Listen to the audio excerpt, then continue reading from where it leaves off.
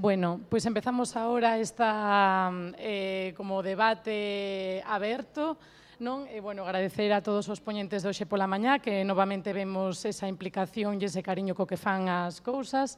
Eu non vi moito arquitecto Dios, como se mencionaba onte, pero bueno, agradecer a Marta ese recoñecemento, esa mención a Espiga como inspiradora de novos proxectos irmáns, como dixo Marta. E agradecer aos compañeiros estas tres presentacións, porque, aínda que levamos moito traballado xuntos, nunca temos tempo de poñer en común os nosos proxectos e así coincidiu que son tres compañeiros de Espiga e nos enteramos das obras que van facendo, non? Entonces, bueno, que saibades que isto é unha familia, que se fai todo con traballo voluntario, agradecer a xenerosidade dos poñentes, bueno, animarvos a todos a que se vos seducimos por algunha casualidade, que vos animedes a colaborar como podades, podemos facer socios, traballo voluntario, tamén hai unha caixa de doazóns, porque, bueno, temos como filosofía non cobrar por estos eventos, porque o facemos con todo o cariño do mundo. E, bueno, así como vos invito a formar parte da familia, tamén para facer todas as preguntas que querades, que preferimos que sexan así compartidas, e non despois aí fora de micro e iso, que así aprendemos todos, non?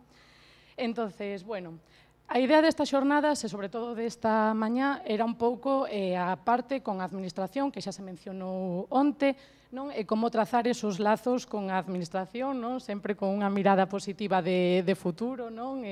Bueno, tiñamos moitas ganas de que viñese alguén de patrimonio, pero non é así. Marta é o máis parecido así a representante da administración que temos, e eu quería facervos así unha pregunta como de futuro, non? Esperanzadora, así entre que credes que pautas ou que criterios se poden seguir para construir para que esta arquitectura, con os criterios que levamos mencionados todas estas xornadas, teñan un futuro pois máis coidado ou se vaya seguindo así. Se credes que hai algunha receta, como, bueno, as experiencias que ti xa contaches antes, ou, bueno, polo que sabes de outras oficinas ou de outras entidades públicas, bueno, chegar a entender un pouco que criterios ou se teñen a hora de que un proxecto salga adiante ou non, ou que podemos facer entre todos para que, bueno, o futuro sexa máis positivo e o camiño siga así. Yo conté en la charla algunas experiencias que conozco, no en profundidad, pero en el norte de Portugal, donde se consiguió prácticamente una rehabilitación integral de conjuntos históricos con muy buenos criterios y con equipos profesionales y con muchísimo apoyo por parte de la administración. Y bueno, pues yo creo que es una buena vía, pero no sé si es la que tiene que ser, no lo sé.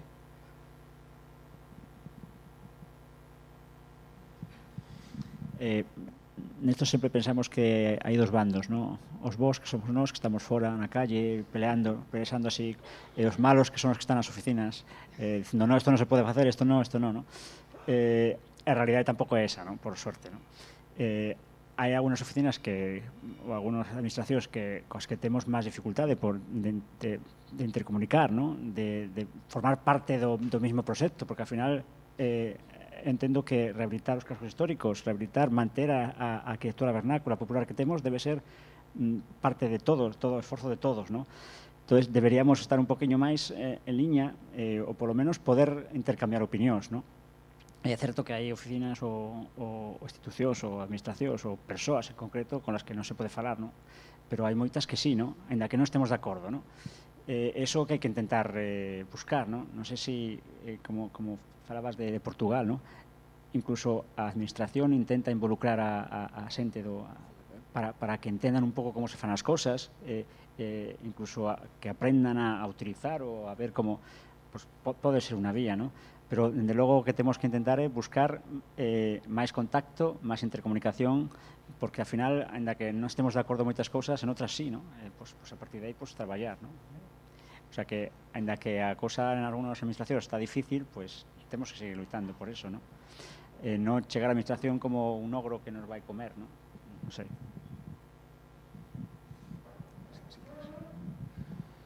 Bueno, la verdad es que, como hemos ido estos días, el futuro de la arquitectura vernacular o tradicional, bueno, por lo menos en mi opinión, es bastante desolador. Por ejemplo, me cuesta, bueno, todavía se mantiene arquitectura o edificios, muchos se mantienen en pie, pero la mayoría, como hemos visto, se mantiene en mal estado. Es muy difícil encontrar una casa en buen o sea que está en pie, que se está utilizando, que se está manteniendo como se debe, con los materiales adecuados, para tener una larga vida. Pues eso, para mí es más difícil casi encontrar una casa así, como aquí, por ejemplo, en la península se habla del Lince, pues así, más o menos. Es algo que casi ya no existe. Pues, ante eso, además, como ya ha quedado claro, recursos materiales, por ejemplo, los limitamos a Galicia. Cal, hace unos años, y yo hace 15 años en Aragón también, cal no se encontraba. Con la madera no se trabajaba. También por motivos de normativa, porque no había una normativa que regulaba el uso de la madera hasta el 2006.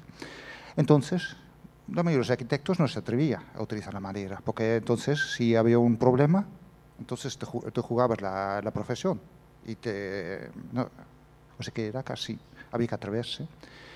La cal, aquí lo mismo en Galicia.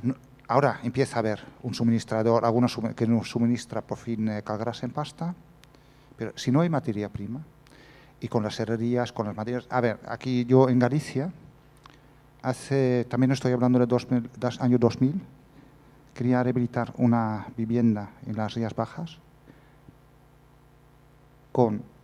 y renovar las carpinterías de madera. En todas las Rías Bajas no había manera de encontrar un carpintero de madera, solo había de aluminio.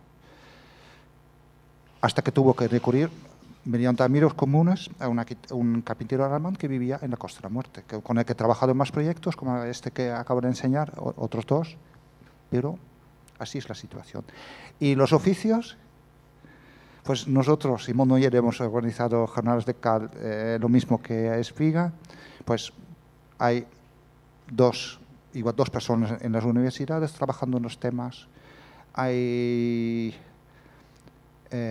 personas revocadores, hay muy pocos grupos. Hay un grupo aquí dentro de Espiga que hace unos trabajos de esgrafiado, recuperación de técnicas antiguas de esgrafiados con cal, que hace unos trabajos admirables. Luego hay otro chico que también... Y todos realmente forman parte de Espiga, y por lo demás es un desierto. Y puedo seguir con todos los... Hay, por ejemplo, le invitamos... Hace 2 años en Mondoñero hicimos jornadas de la piedra y del emplomado. Vino Chago, un herrero que trabaja en la Catedral de Santiago, y él recuperó una cosa que yo tampoco sabía cómo era, el uso, o sea que del emplomado quiere decir el hierro tiene que entrar en el muro, de las rejas, los balcones, de lo que sea. Es decir, que claro, eso, el hierro, en contacto con la piedra, con el granito, que es ligeramente ácido, entonces se oxida, entonces no dura ni nada. Entonces, ¿qué hacía? Los sabios, la gente de antes, porque lo sabía todo muy bien, porque lo había probado todo durante miles de años y lo que no iba bien lo dejaba y contaba que eso no y eso sí, pues el emplomado es que simplemente que se hace una especie de capa de protector de plomo alrededor de hierro en el muro. Y si está bien ejecutado, pues aguanta centenares de años. Y él recuperó la técnica que se había perdido de depurar el plomo hasta tal grado, que antes todo el mundo lo sabía, fue de pueblo en pueblo para recuperar una técnica de depuración de plomo para que el plomo durase centenares de años. Pues eso lo invitamos. Son artesanos en Galicia, hay poquísimos. Pues eso es un poco lo que hay. Y lo que yo, bueno, personalmente lo que quería enseñaros, y os enseño otra vez, es lo de abajo, la imagen. Intentar cada proyecto que hago, reunir el máximo número de artesanos que pueda, o enseñar, o sea que intentar lo que se puede, intentar hacer ejemplos pequeñitos, poco más no se puede hacer dentro de un... Y cada uno, unos dentro de la administración, cada uno lucha, tiene que luchar, son como pequeños islotes de esto, y por eso estoy contentísimo que existe Espiga, que existe la plataforma, que existe, por ejemplo, nosotros en Modena que tenemos la Asociación Batitales, y yo pienso, por ejemplo, que cada localidad debería de tener un Batitales, no, ya sea cualquier ciudad, concello, debería tener una asociación cultural que se dedica a dar a conocer su arquitectura local y a fomentar su recuperación mediante buenas prácticas. Eso no debería ser el monollero que bien que hacéis. No, no, no, eso debería ser tantas asociaciones como concellos.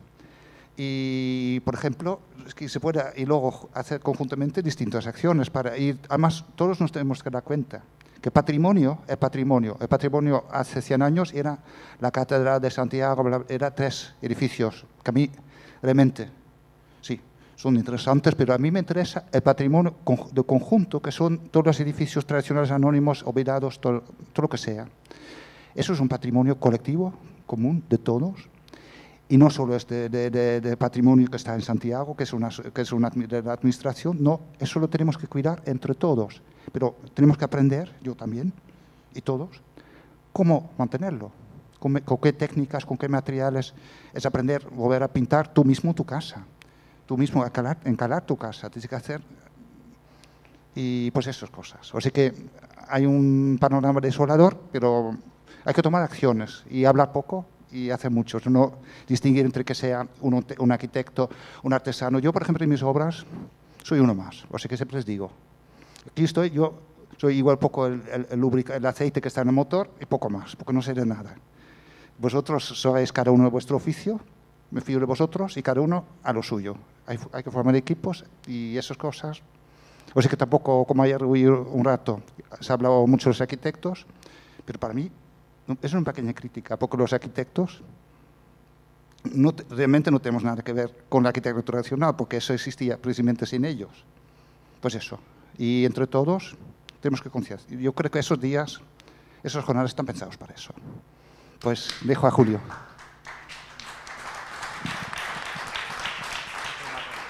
Hola, gracias, Paul. No, yo más bien le cedería la palabra ya a la gente del público. Yo creo que está un poco dicho, ya expresado. Solo aportar 2 líneas, ¿no? Por poner un elemento diferenciador. Yo igual llevo en esto ya 25 años y de cuando mi proyecto final de carrera era sobre geobiología, bioconstrucción y estas cosas, y no había ni quien te lo juzgase en un tribunal, a lo que hay hoy en día, veo una progresión muy grande sobre todos los 10 últimos años. Enorme, ¿no? Yo me acuerdo en mi ciudad, hace 10 años había una única tienda ecológica. Hoy en día hay 7, 8. Entonces esto es un cambio social. Esto es un cambio que nos repercute a todos, la forma de relación, la forma de cuidado del planeta. Y la arquitectura forma parte, en este caso la recuperación de la arquitectura vernácula, es una parte de toda la sociedad. Y esto es imparable. O sea, lo que evidentemente, si Alemania hoy en día tiene un partido político verde y hay una influencia verde, es porque en algún momento de su historia, igual su grado de contaminación de metales pesados era insostenible. Y aquí ocurrirá lo mismo. O sea, según vemos que la alimentación no responde a las pautas que tenemos de salud, aparecerán tiendas ecológicas en el momento que las viviendas no satisfagan a un confort de salubridad, de salud y de bienestar, tanto de respetuoso con el medio ambiente como con el propio habitante, cambiará y lo estamos viendo. Yo me acuerdo hace años de generar cualquier iniciativa de estas y éramos 4, ¿no? Después fuimos 5 y ahora vemos que queda gente fuera de todo esto. Entonces la progresión es muy, muy grande, ¿no? Y bueno, de hecho el Burger King me parece que lo están pintando de verde. O sea, algo tiene que ver. Daríamos pie a... Sí, claro, estades en todo momento invitados a facer calquera pregunta, que sei que hai algunhas no tinteiro. Mira, está ali Julio. Ola a todos. Eu quería facerlle unha pregunta en concreto, escoitaseme ben. A Miguel, cando mencionaches o illamento con la de ovella, para min é a primeira noticia que tiña, que o problema polo visto é aplicarlle bórax, non? Sí. Pero que ao final ti poideches facelo, pero que resulta que agora está na lista de tóxicos ou algo así, non? Sí. Existe a posibilidade de utilizarlo algún outro inertizante ou algún sistema que si sexa convinte? Cando empecé, cando contacté con este material, tiña dous posibilidades. Había dos empresas que facían este illamento. Un deles, para proteger os bichos, utilizaba el bórax, sales de bórax. E outro utilizaba a permitrina. A permitrina é un veneno clarísimo, pero as sales de bórax, baixo o meu punto de vista, estaba ben, non? Ademais, tenía outras propiedades, era ignífugo, pero bueno, pues resulta que nese transcurso, dende que puxen hasta que, bueno, unos meses despois, pues se incorporou el bórax a unha lista de produtos disruptores hormonales. Esta empresa tiña unha característica que era moi responsable coa salubridade, non? Entonces, él, para seguir vendendo ese produto, tiña que tener un logotipo que decía, isto é tóxico por isto, non? E non estaba disposto a facerlo así. Entonces, estudiou outras posibilidades, pero non atopou ninguna que lle satisfacera. Entonces, deixou de fabricar. Outro sigue fabricando, porque pon que permitrina é tóxico, por cual non hai ningún problema. O bórax se sigue utilizando moitas cousas, non? En bioconstrucción se utiliza moitísimo, porque funciona moi ben, non? Claro, hai certa, non sei, é un pouco, a lo mejor un pouco friki, non? Pero hai certa pensamento entre os que estamos da bioconstrucción de que non é tan certo eso de disruptor hormonal como din, non? Porque o informe no que se basou incluir este produto no listado era un informe de BASF, que é fabricante de illamentos máis importante do mundo, poliestireno e tal. Entón, bueno, pues hai certa sospecha, ¿no? Pero bueno, claro, no hai informes que avalen lo contrario perfectamente, ainda que hai algunos informes parciales que sí que din que as concentraciones de boras tienen que ser tantas para que realmente se sea malo que no illamento, esas cosas no funcionan, ¿no? Pero claro, bueno, pues aí está a cousa, ¿no?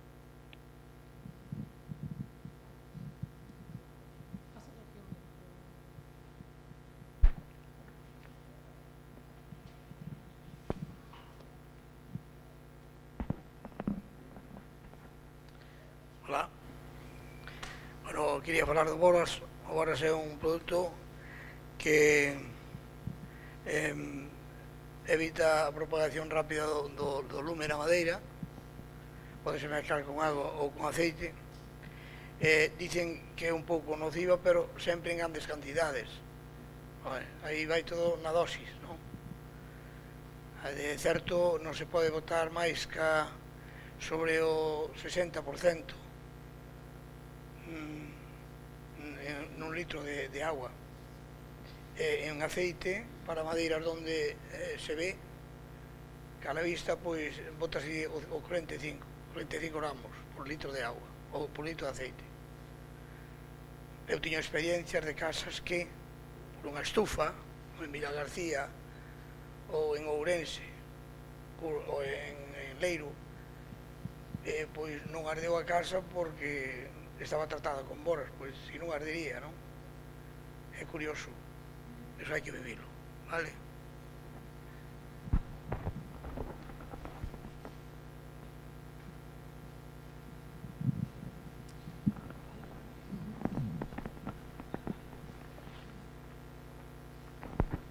Hola, vos. Teño un par de cuestións. Eu vivo na Ribeira Sacra, falounos Marta da dificultade de levar adiante unha oficina de rehabilitación nunha cidade pequena. Acaban de anunciar un plan especial para toda a Ribeira Sacra. Que viabilidade ten iso? Abrenguer 25 concellos, creo que son. É viable? É un paripé ante a UNESCO? Un plan que ven dende arriba, falaches do exemplo de Portugal, no que hai conexión ca poboación, non? Ou que a demanda debería nacer da mesma poboación, non? Nun contexto de despoboación e de unha economía bastante limitada. Bueno, yo os conté mi experiencia en Mondoñedo y en una población de 3.500 habitantes y con los medios que tenemos y el problema grave de despoblación que hay, es muy complicado realmente, muy complicado una cosa es proteger y otra cosa es incentivar para que se pueda llegar a una rehabilitación integral. A mí me parece complicado, a mí me parece muy complejo. Yo os cuento mi experiencia, pero no sé cuál es la varita mágica. Cuento alguna experiencia que conocí y que me pareció que bueno, funcionó realmente bien, que eran oficinas, eran ciudades muchísimo más grandes, evidentemente, Guimarães, Ponte de Lima, tal. Muy bien dotadas de personal muy cualificado, en el que se invirtió mucho esfuerzo por parte de muchos profesionales y que para mí, bueno, pues son experiencias que tuvieron éxito. La Ribeira Sacra, pues no sé cómo se puede gestionar, sinceramente, no lo sé. Es algo similar al área de rehabilitación o a la protección colectiva que se está haciendo de todos los caminos de Santiago. Es un área de rehabilitación autonómica que se gestiona desde la Xunta, que no hay un contacto muy directo, sino es a través de los propios ayuntamientos que hacemos como de elemento de conexión, porque no es un área que esté próxima a la persona. Y a mí me parece una gestión complicada, desde luego.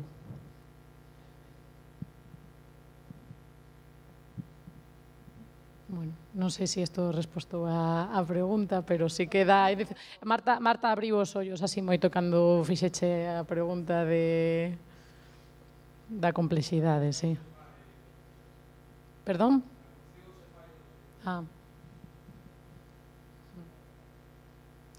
Bueno, aquí tamén outra cuestión que tiñamos dende a organización das xornadas, de como queríamos enfocar que fosen estos debates, era un pouco a pregunta, non? Bueno, a parte da anterior, de trazar esperanza de futuro, onte a xornada era máis dende os oficios, hoxe eran máis dende os técnicos e a administración, non? Perspectivas para que todo isto fose coidado, máis alá dende a voluntade e o voluntariado. Xa mencionastedes algunhas ideas, tamén mencionaba ben antes Miguel a axilidade. Outras das temáticas das que queríamos falar era o límite entre inmobilismo e a protección, non? Porque sí que, bueno, pues protexer está ben, pero hasta que punto inmobilizar, non? Paul falaba da dor que lle causaba, en plan, pois os ocos, abrir os novos nas fachadas. Ti expuxeche algún elemento de introducción de ascensores nas vivendas.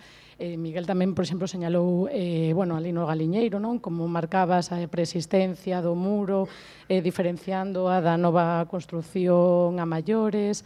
Bueno, non sei, tanto dende a administración como dende a parte así máis técnica, como vos afrontades todos vosotros nos proxectos, non? Aí a ver onde establecedes o límite ou que intencións tedes nun principio e que despois, bueno, non sei se poden cumplir ou non, non?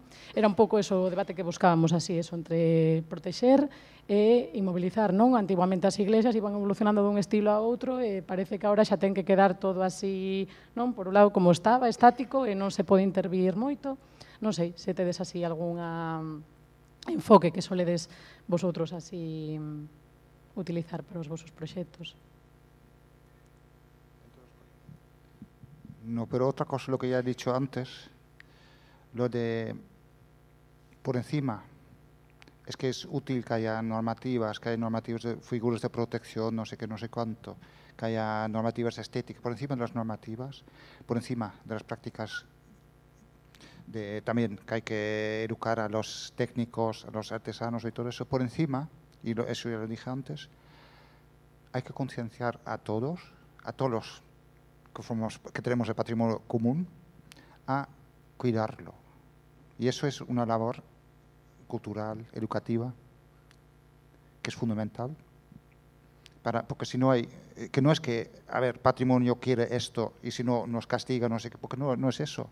Ni patrimonio debería haber un consenso sobre que tenemos un patrimonio de muchísimos elementos que es muy especial y lo queremos, y es normal que lo mismo sí que lo tenemos ya con la naturaleza mucho.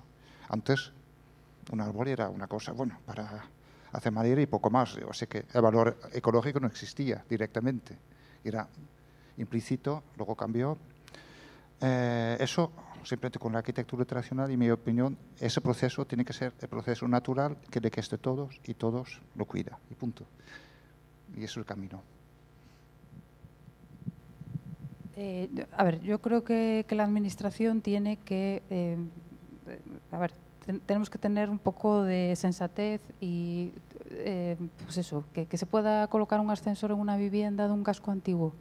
Que eso tiene que ser posible. Hay gente que si no, no podría vivir en parte de esas viviendas. Hay que buscar la mejor manera de hacerlo, pero tenemos que ser flexibles en la manera de intervenir en el patrimonio. Hay elementos que evidentemente hay que hacerlo, buscar la mejor manera de hacerlo, pero yo creo que tenemos que ser flexibles y mucho más facilitadores la administración de lo que somos. Bueno, cogiendo un poco el hilo de lo que se trataba de transmitir durante la charla, yo creo que yo me pondría a la hora de contestar como en situación de ser un antiguo maestre de obras y se le plantean nuevos retos o nuevas diferencias. Entonces, donde establecemos los límites, vamos a ver, realmente una construcción es un bien de uso humano y lo que está es al servicio del humano, respetando en el criterio de la globalidad del equilibrio del entorno. Y esos son los límites que nos tenemos que plantear. O sea, a día de hoy, ¿alguien renunciaría a tener un cuarto de baño para una higiene personal? En la casa de mis abuelos no había un cuarto de baño. ¿Qué quiere decir? Igual que vamos incorporando nuevas medidas de salubridad, de comodidades, lo que tenemos que ir haciéndolas es compatible con la sostenibilidad. Ahí es donde está ese punto de equilibrio. Ahora, lo que tenemos que empezar a plantearnos es igual que se planteaban ellos. Primero, ¿el sitio donde resido es adecuado para un uso de vivienda? Segundo, ¿está acorde con el entorno? El resto ya viene dado. Si nos seguimos planteando lo mismo que hablábamos con la alimentación y con el uso. O sea, desde el momento que habilitamos un sitio y lo intervenimos y vemos que tiene unas cales que se pueden recuperar, pues se van a recuperar. O sea, el límite es el equilibrio siempre y cuando esté en salubridad y en uso con el ser humano. Un poco eso es la visión de ese equilibrio, ¿no?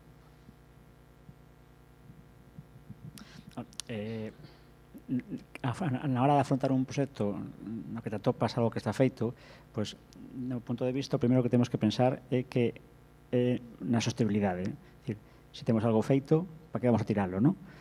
Se podemos aproveitalo, pois aproveitémolo.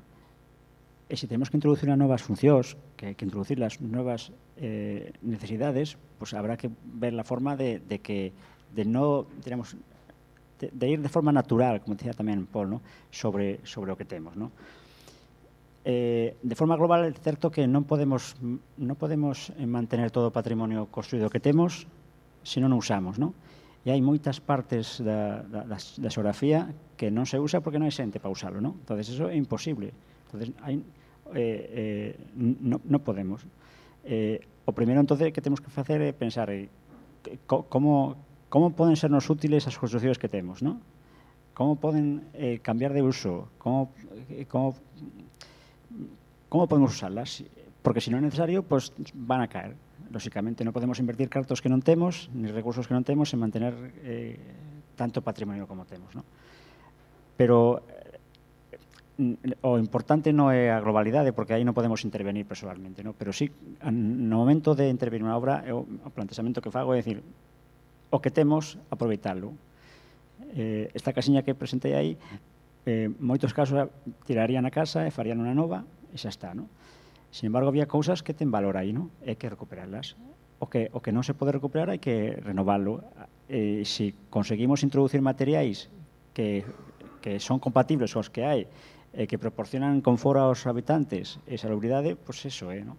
Que son materiais novos, pois aparecen, lógicamente aparecerán, non? Pero, o sea que é máis un concepto de uso, de sostenibilidade que filosófico, a meu parecer, non? Casi seguro que si vamos por aí atoparemos unha forma de manter esa arquitectura, ese patrimonio vernáculo, tradicional, popular, e a vez, pois, que nos satisfaga as necesidades. Penso que aí non debería haber problema, pero, bueno, hai que pensalo máis, hai que darle máis voltas, hai que ver como facemos. Tamén a materia gris, pois, hai que utilizala, non? Máis que a ferramentas o diñeiro, o talonario, non sei, que a veces perde, non? Moitos, unha reflexión que fago tamén cando viaxo por aí, non? Nas zonas que se conserva mellor o patrimonio son as zonas que durante unha época empobreceron. As vilas, os povos que durante unha época recibiron moitos cartos porque teñan moi prosperidade, machacaron todo o que había, non? O sea, eso dá que pensar moito, non? Sobre como abarcamos ou como afrontamos as nosas vidas, non? Non sei se iso é a resposta.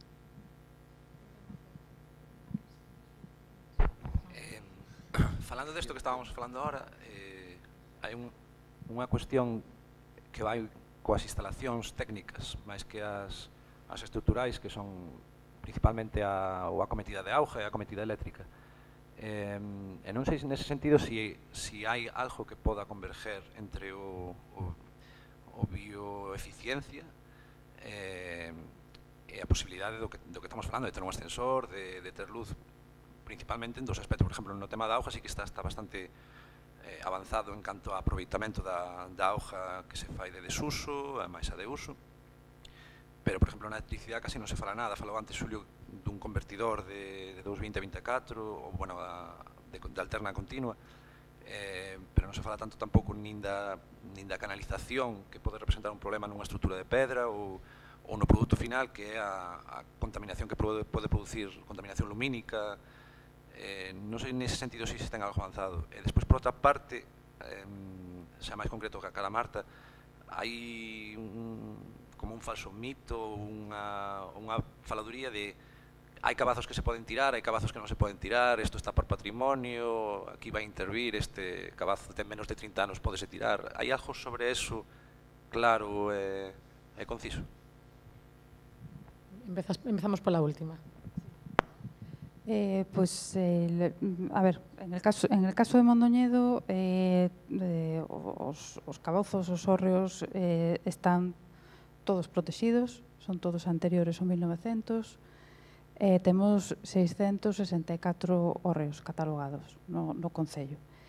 En caso de concellos donde non existe un catálogo, a última lei de patrimonio de Galicia, a lei que se aprobou no 2005-2016, protexe todos aqueles que están construídos con fecha anterior a unha data. É dicir, de forma genérica, os cabozos que teñen máis de 100 anos teñen un grado de protección equivalente a un grado BIC, é dicir, non se poden tirar.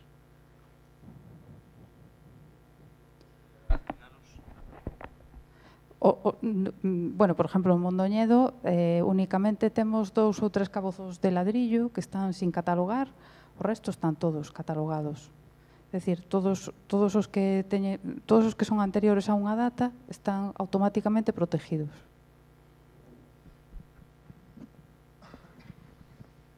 Bueno, un pouco respecto das instalacións que preguntabas, claro, aí temos que volver ao mesmo principio, é dicir, hoxe en día temos unha capacidade de xa non ter unhas tuberías de chumbo, que era contaminante, poder ter unha auga máis salubre, temos outros materiales que nos permiten ter unha salubridade maior de auga, non? O plantexamento de sostenibilidade da intervención debería de ser plantexarnos primeiro se necesitamos ter un cuarto de baño, un inodoro por cada habitante, ou se con un inodoro para cada 4 habitantes é suficiente, non? E o mismo coas duchas, e o mismo cos elementos, non? Entonces, hai 3 elementos fundamentais. O primeiro é o tema da auga. O sea, aí xa hai un camiño, tanto de uso como de aproveitamento, como ben dis, pero hai outros camiños que, hoxe en día, eu creo que xa están bastante explorados e bastante determinados. Un é a electricidade. O que hai que pensar é o máis eficiente non é o que menos consume, como nos queren vender con LED e demais, senón o que menos necesita. É dicir, se o que manteña unha vida é ordeada cos ciclos solares, pois realmente o que vou a necesitar de iluminación vai a ser pouco, porque, como decía, un dos traballos en un proxecto de intervención é resolver a luz.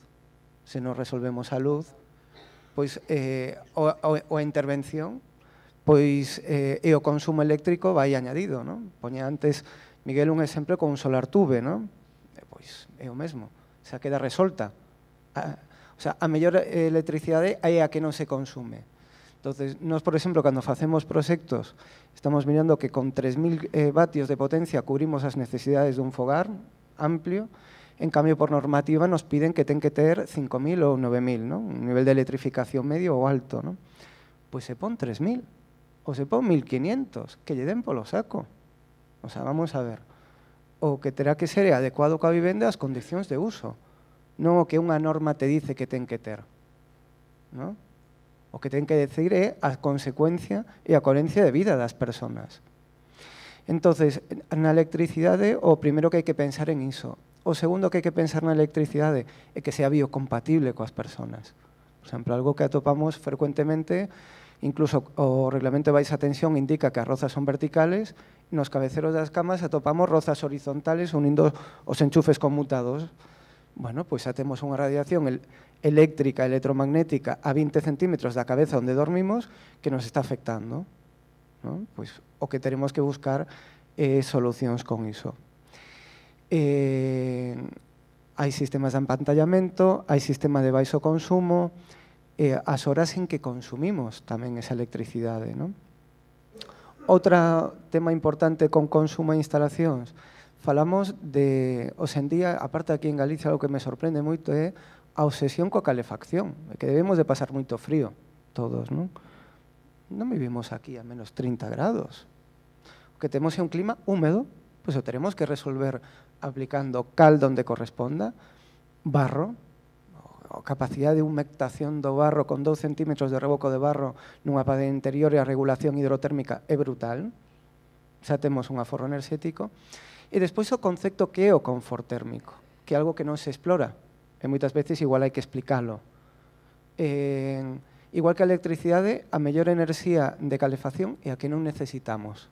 É dicir, se eu estou no inverno e non quero andar en gallumbos por casa e me poño un xersei de lana e un pantalón largo, pois igual o meu confort térmico xa varía. Segundo, se estou en contacto con materiales que non me rouban enerxía ou calor, pois tamén. Non é o mesmo ter un chan pétreo que ter un chan de madeira. Son condicións hidrotérmicas distintas, non? Entón, eu teño unha anécdota da segunda vivenda que expoñamos hoxe, que se fixo unha calefacción con parede radiante nesa vivenda, non? O concepto é non emitir calefacción ou calor ao ambiente, senón ter aos puntos de contacto a mesma temperatura que o corporal para que non haya unha transmisión térmica. Por lo tanto, é o confort térmico. No mes de novembro, avanzado, se chama aos clientes con esta mesma preocupación de Paul, como funciona isto, e como van as cousas, e lle preguntamos, oye, como vai a calefacción, a parede radiante, porque aprobamos en obra, e tal, decir, pois non o sei, porque a verdade é que non a tiven que poñer. É dicir, vale, a casa está funcionando. A madeira está onde ten que estar, a cal está onde ten que estar, o barro ten que estar onde ten que estar, realmente xa está. E os habitantes, pois sí, hai xente pois moitas veces que nos ocurre que un ten calor, outro ten frío, pois un pon unha chaqueta e outro vai en camiseta. Ahora, se facemos ben o noso traballo, o consumo enerxético é algo que ten que ir totalmente implícito, ¿no? Telecomunicacións, temos a necesidade de ter unha conexión wifi para dormir pola noite, descargar datos? Ou temos a necesidade de estar hiperconectados co congelador para facer a compra? Pois é o mismo, o sea, que tenemos que buscar un uso racional. Un teléfono móvil é unha ferramenta estupenda, pois que quedo tirado co coche, chamar a grúa para que me veña a rescatar. Ahora, o uso que lle estamos dando igual non é o máis correcto. Entonces, é un tema educacional. O sea, é o que mesmo que nos pasa nas calefaccións. Hoxe en día hai unha obsesión coa calefacción porque non hai unha cultura de uso ou de utilización e que se podía resolver pois, con calefaccións gasóleo, etcétera, etcétera. Hoxe en día introducimos un novo elemento, como son as telecomunicacións, tenemos que empezar a plantexarnos que é un elemento estupendo que vai a mellorar a nosa calidade de vida. Ahora, como utilizamos? ¿No? Entón, é algo que, dende a bioconstrucción, algo que nos ten que empezar bueno, desde Espigas o temos en conta, de ir aos centros educativos, sociais e demais, é educar no correcto uso e no correcto mantenimento, coas pinturas e demais. Ahora, alguén se lle ocurre mercar un coche e non cambiarlle o aceite nunca na súa vida? Podes levantar a man a quen se lle ocurriría? A ninguén. Pois unha vivenda ten que ser igual, ten que saber cada X anos hai que cambiar unha cuberta, hai que facer un retellado, etcétera, etcétera. Claro, que ocurre? Que tamén a nosa obligación é de informar, de orientar, de axudar, de apoiar. É unha obra, como tratamos de expoñer, non se remata cando damos un final de obra e entregamos. Igual hai que facer un soporte a esos clientes. É dicir, e darlle por escrito o tipo da composición química da pintura que se utilizou para que devolvan a pintar. ¿No? É un pouco educacional, ¿no? Se tedes algo máis. Bueno. Unha anécdota é que ti vas a comprar unha caldera e menos de 24 kilovatios non hai. Tu botas contas, dice, no peor dos casos necesito 4 kilovatios. Sin embargo, a caldera de 24, que pasa, non? Pois é así a cousa. Mira, también es otra cosa con el clima interior. La norma, y no sé por qué, dice que la casa, un salón, tiene que estar a, ¿cuánto es? 21, 22 grados. A ver, yo por ejemplo, mi madre vive en Holanda, en Ámsterdam, tiene 93 años, ella vive en una habitación independiente, pero una habitación de esos así, con baño adaptado y así. Y claro, allí en su casa está igual a 22 grados. Cuando voy allí, yo me muero de calor. Además, ella siempre dice que cuando todavía nos viene a visitar en Mondoñedo, claro, le invitamos en verano porque en invierno se moriría de frío.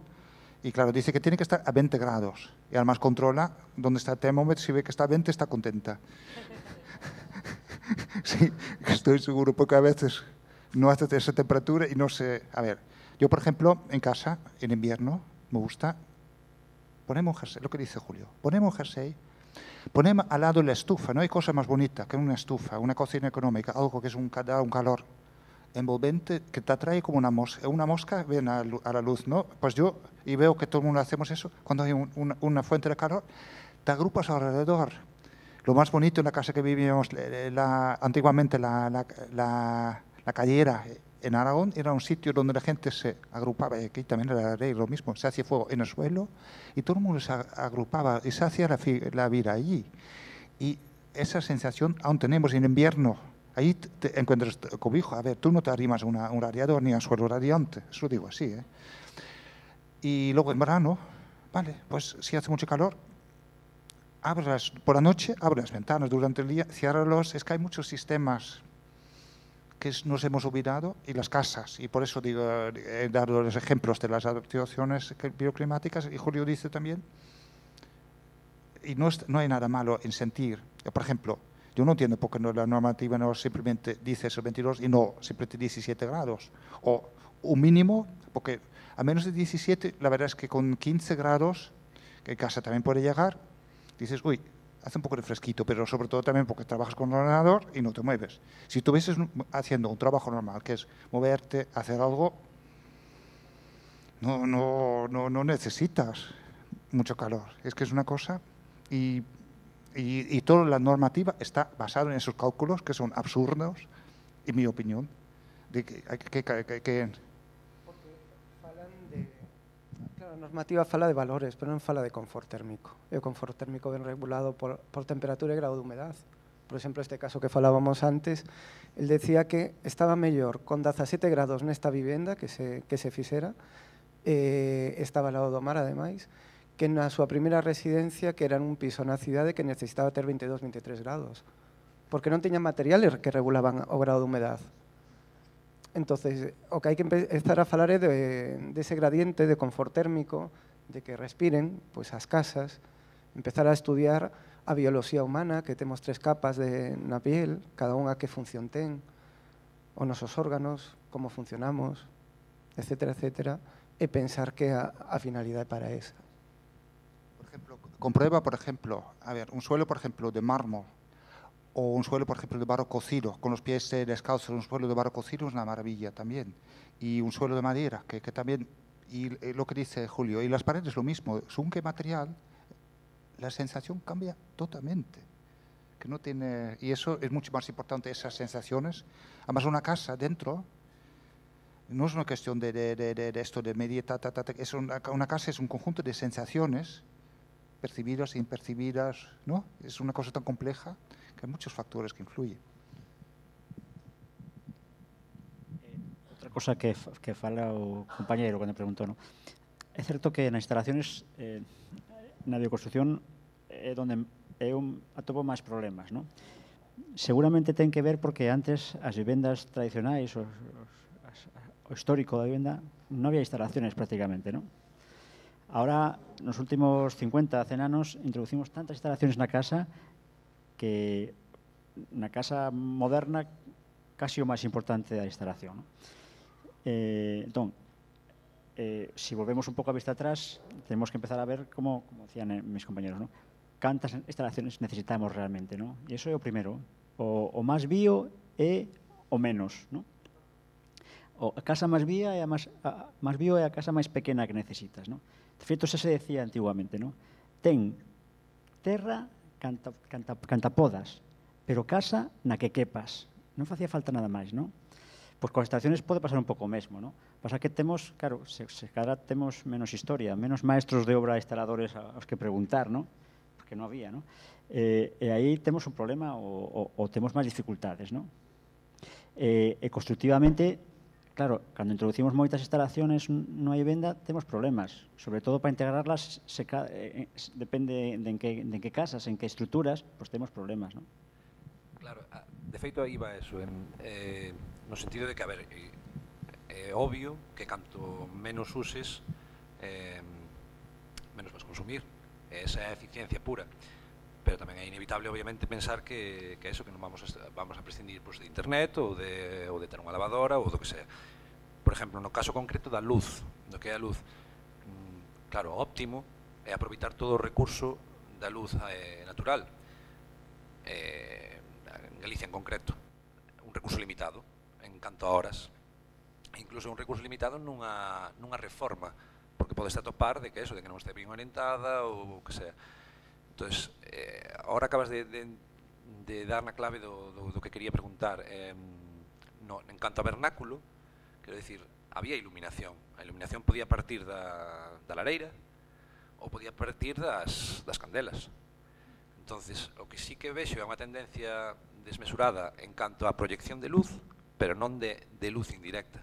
Sin embargo, a candela proporcionaba esa luz indirecta que non está queimándote a pupila, basicamente. Non vexo esa, por exemplo, aquí este é o exemplo claro, estános incidindo a luz directamente, cando sabes para fora, o choque é brutal. Sin embargo, eso corrígese bastante cunha luz de media altura hacia arriba, que produce eso, ou de abaixo, ben canalizada. Non sei eso, ou por exemplo o que acabas de explicar, Xulio, da conmutada típica dun cabeceiro da cama. Síguese facendo e non vexo que haya unha alternativa tampouco a eso, máis que eso, condicionalo a pasarlo a corrente continua ou facer filtros co tema do wifi, por exemplo.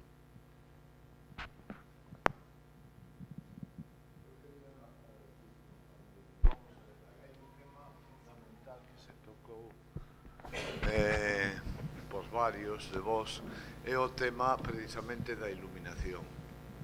E é un tema estructural, quer dizer que se rehabilita para rehabitar de alguma maneira, senón non ten moito sentido. O tema da luz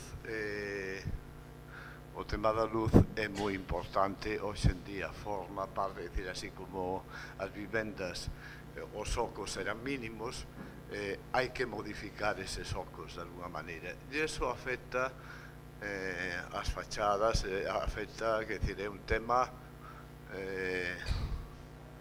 me parece que a tratar hasta que punto, porque a luz cenital moi bonita, moi cómoda e moi tal, pero aí é limitada, é dicir, é limitada a un espazo, non se pode proyectar a todo, ou sí, pero bueno, casos. Como se ve esa intervención de fachadas, etcétera, etcétera, porque os ocos non chegan, o meu entender, cada un ten a súa idea. Non chegan para que? Non chegan para a iluminación. O que tendemos hoxe por iluminación mínima, hoxe en día na maior parte das casas do rural, morres, estás metido nunha cova. Nun clima jodido, pois conleva unha serie de problemas psicolóxicos importantes. Penso, eu. Que vos parece a vos? Sí, é certo que hai espazos onde non hai apenas luz. Cando ahora rehabilitamos unha vivenda tradicional na que na planta baixa era unha cuadra, que non había casi luz, e ahora queremos convertirla nun salón, pois é complicado, claro. A algún sitio tenemos que captar a luz, porque senón, efectivamente, é unha cova, ¿no? Pero, o sea, a protección, a conservación dese patrimonio non implica non poder facer unha ventana. Habrá que facela pensando como é o conxunto, como encaixamos, como é a ventana que nos fai falta e como eran antes, ¿no? En función de eso, pues abrir os ocos necesarios. O solatube que falábamos antes, o tubo este vertical, pode chegar a levar a luz a 2 plantas máis, pero tampouco é unha cosa para dedicar a todos os sitios, ¿no? Pero, efectivamente, eu non atopo, digamos, incompatibilidade en buscar iluminar un poquinho máis os espacios que non o tiñan coa defensa, a protección e a conservación desas edificaciones, ¿no? Pero sí que efectivamente hai que pensarlo, ¿no? Non vale calquera cousa de todo, ¿no? É a relación co exterior tamén, hoy. Tamén. Que antes a ventanas así. Antes, porque había que conservar el calor. En na propia vivenda había que conservar el calor, os vidrios pues non eran moi bo conservantes de calor. Bueno, había outros condicionantes. Como se compatibiliza esa rehabilitación con ese cambio? Porque hai que facer un cambio aí na estructura da vivenda. Un cambio importante porque é a fachada. As fachadas, o exterior. Sí, pero a miña resposta é a mesma. Non vexo incompatibilidade. Habrá que pensar como se fan esos ocos, pero se poden facer. Mira, no sé si viste el primer proyecto en la casa Chunillas de la que hablé. Ahí era una casa, claro, evidentemente no había nada de luz porque no necesitaba. La mejor tenía la cadera, sí que tenía una ventana, exactamente, bueno, con un diámetro más o menos de 1 metro, pero más bien era al tiro. O sea que simplemente eso, como una chimenea que estaba lleno de humo hasta el borde, porque ahí colgaban los chorizos y todo eso, era donde dejaba la matanza. Y secaban las judías, todo, era así. Y con los lucecitas, a ver, y por lo demás tenía 2 ventanas toda la casa, y luego, claro, la cuadra para las vacas y la fresquera tenía los huecos justos y necesarios para ventilar. Y no para la entrada de luz no era muy relevante. Y en la guardilla tenía esa locana, esta ventana de cubierta para cargar la paja a la guardilla, porque estaba a otro nivel más alto, o sea que para tenerlo más accesible. Así de simple. Y claro, llegas a vivir en una casa así y nosotros, la verdad es que no estamos, y claro, La gente que vivía allí estaba todo el día o con el ganado, trabajando en los campos, no vivía en casa. Comía en casa y dormía en casa, no hacía más. No hacíamos uso y aprovechaba toda la luz del día. Nos hemos cambiado, claro, yo también. Yo no puedo vivir así. No sé por qué, pero es así. Y claro, entonces vi que ahí que hacía falta hacer unas ventanas en la pared. Claro, se me olvidó decir luego que arriba que no se veía absolutamente nada. O sea que era ir a tientas en la guardilla. Claro, porque la paja no necesita luz para nada, porque ¿para qué? Claro, pero nosotros sí que necesitamos y queríamos utilizar aquello, porque la casa era pequeña. Parecía grande porque, a ver, se engaña, pero dice que era enana. Y entonces arriba miré y sabía que habría que poner unas ventanas de cubierta. Que a mí realmente lo que se llama hoy en día se llama Velux, a mí me horrorizan. Intento siempre evitarlos cuando puedo. Simplemente porque por la forma de colocar, por muchos temas. A ver, hay unos pequeñitos, por ejemplo, que antes era de hierro, que ya no existe, ya no se vende, que son muy bonitos, los de toda la vida. Eso sí que se integra muy bien, los había de Ergon, por ejemplo. Pero bueno, en este caso, algo tenía que hacer, y luego me fui fijando, sin lesionar la casa, que alrededor de la chimenea, claro, eso es lo típico de que vas midiendo, pero yo nunca miro, yo sobre todo paro estar un rato perdiendo un tiempo mirando lo que hay, porque no entiendo. Entonces vi que había la estructura, había una especie de lo que se llama brochal, un hueco, por donde pasaba la chimenea. La chimenea estaba independiente del resto de la casa. Entonces dije, a ver, simplemente, si aprovecho este hueco que hay, restando la chimenea, que no es luz, entonces, de ahí sacamos la luz, y la luz que viene del cielo es la que más se ilumina. Además, es una luz que por ejemplo, las escaleras antiguas en las casas, los edificios, siempre tenía un tragaluz, además filtrado, donde entraba la luz filtrada. Mi pregunta es ¿qué planteamiento se hace respecto a las intervenciones a los huecos del exterior? Además, te digo, a las intervenciones de huecos, ampliar huecos en el exterior, hacia el exterior. Pues es una necesidad. Sí, es que es algo que no... que cada casa que a rehabilitar y vivir es distinta. Se está pensando aquí en planteamientos generales para poder llegar a conclusiones. Este es un problema general de toda Galicia, de muchos sitios. En todos los ojos o exterior son mínimos. Yo sentía a calidad de vida que estamos afeitos, desde logo, por exemplo, a comunicación posterior ca paisaxe é moi importante.